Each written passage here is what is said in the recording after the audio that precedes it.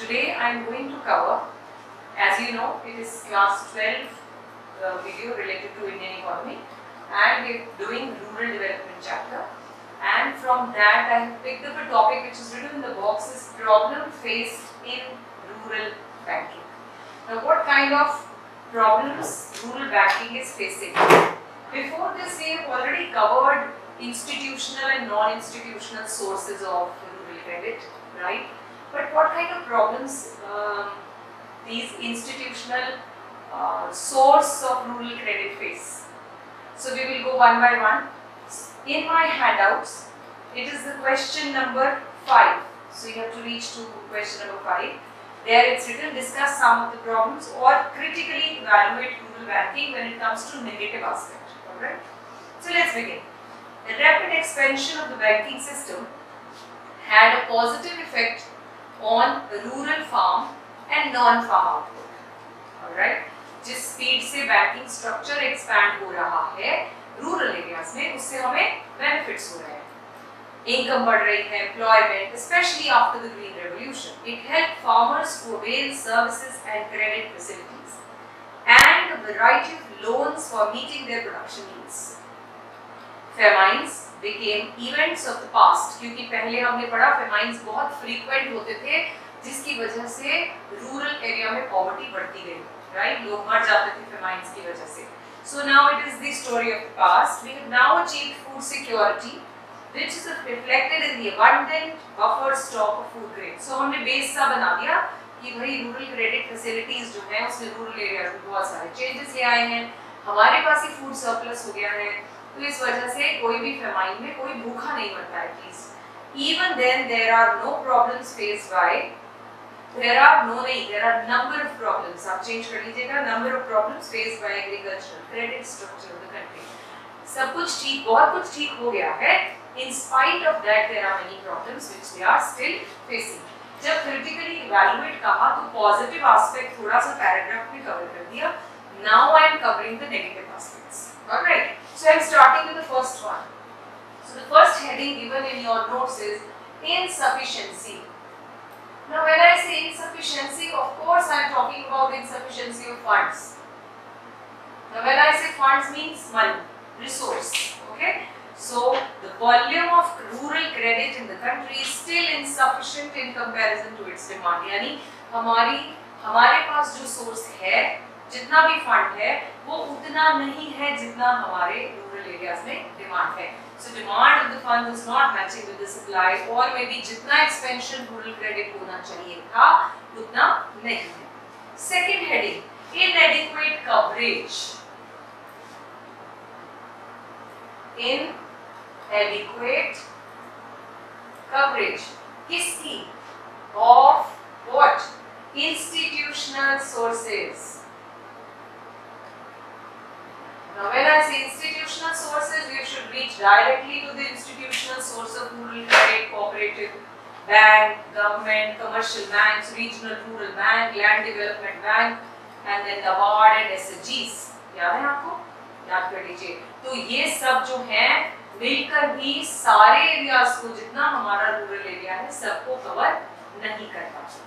So the institutional credit arrangement continues to be inadequate as they have failed to cover the entire rural sector, power of the country. Then we have inadequate amount of section. This is a very good point. Inadequate amount of section. Section से क्या मतलब समझते हैं? जब हम loan के लिए apply करते हैं तो वो क्या करते हैं, हमारे क्रेडेंशियल्स को चेक करता है bank.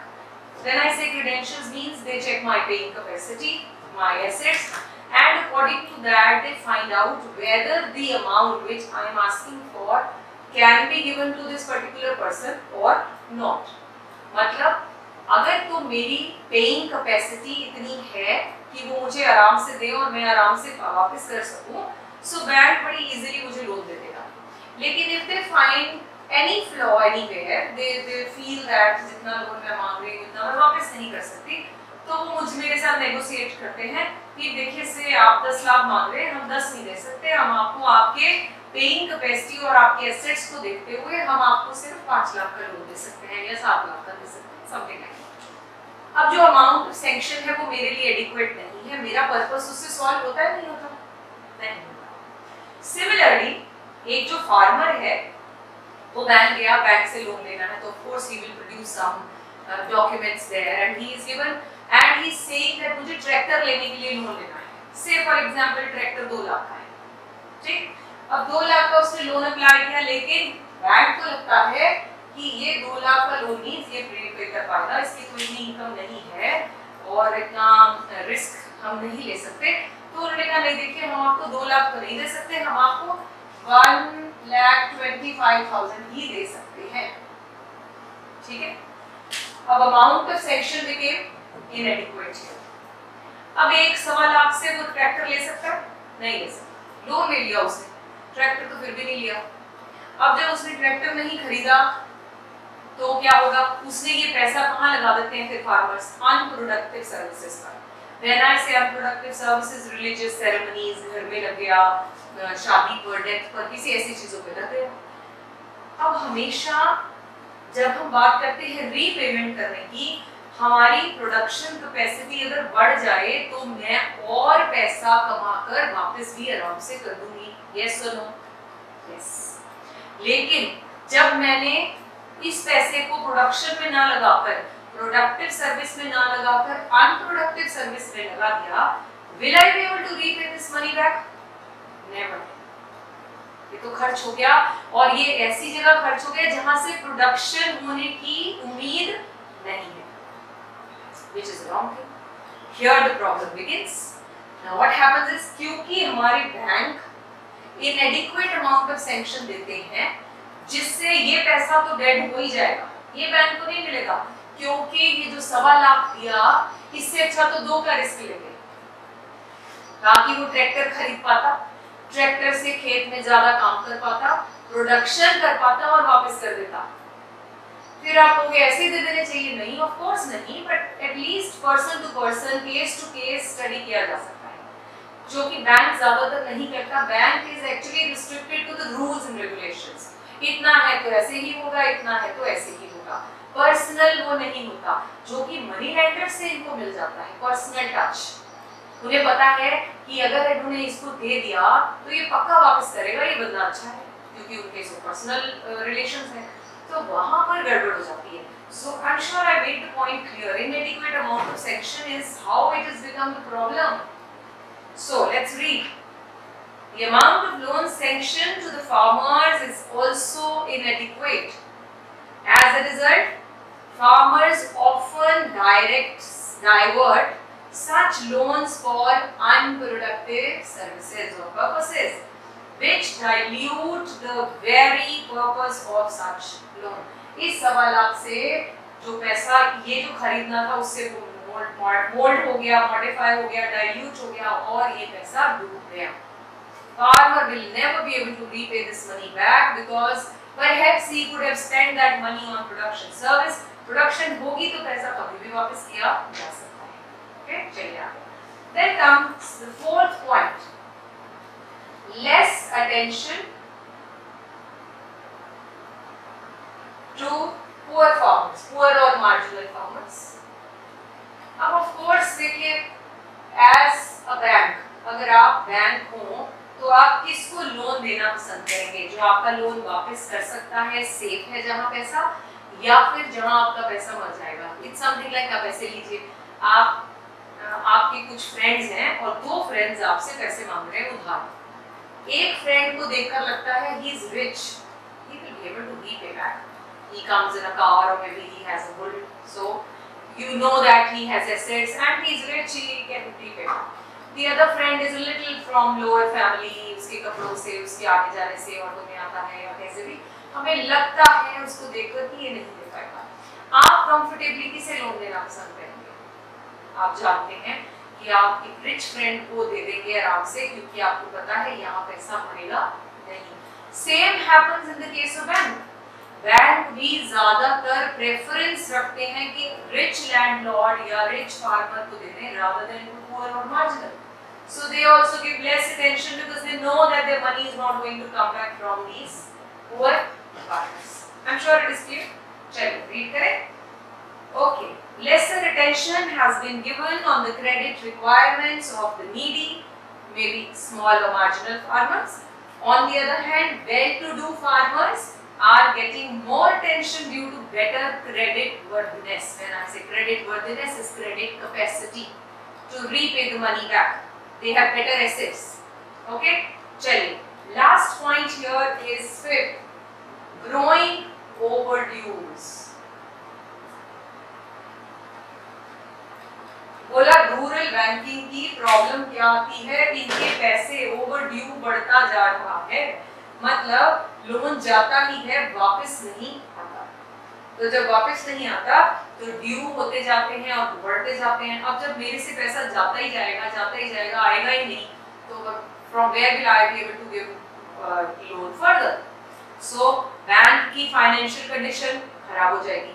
So this is how the rural banking actually face problem.